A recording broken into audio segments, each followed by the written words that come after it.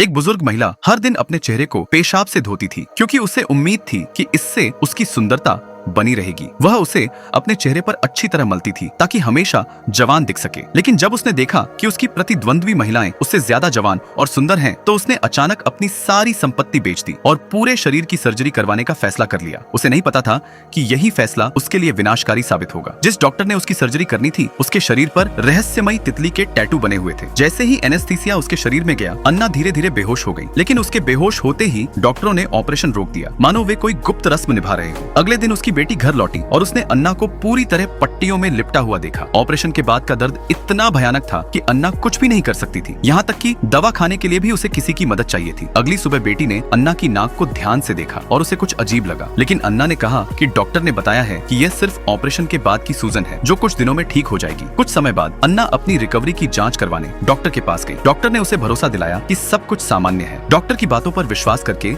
अन्ना को अपने नए चेहरे पर फिर से आत्मविश्वास होने लगा। डॉक्टर ने यह भी बताया कि शाम को मरीजों के लिए एक ब्यूटी सेमिनार रखा गया है और उसने अन्ना को उसमें आने का निमंत्रण दिया। ये सुनकर अन्ना बहुत उत्साहित हो गई और तुरंत वहां जाने की तैयारी करने लगी। लेकिन उसकी बेटी को कुछ गलत होने का एहसास हो रहा था, इसलिए उसने अन्ना को सावधान रहने की सलाह दी। आखिरकार अन्ना ने अपनी बेटी से संपर्क तोड़ दिया और अकेले उस दूर दराज जगह पर आयोजित सेमिनार में पहुंच गई। वहां पहुंचकर उसने देखा कि बाकी सभी लोग बिल्कुल सामान्य दिख रहे थे। किसी के चेहरे पर पट्टियां नहीं थीं। ये देखकर अन्ना बहुत घबरा गई। लेकिन डॉक्टर ने उसे फिर समझाया कि बाकी सभी लोग पूरी तरह ठीक हो चुके हैं और वे भी उसी प्रक्रिया से गुजरे थे। डॉक्टर की बातों ने अन्ना को कुछ हद तक शांत कर दिया।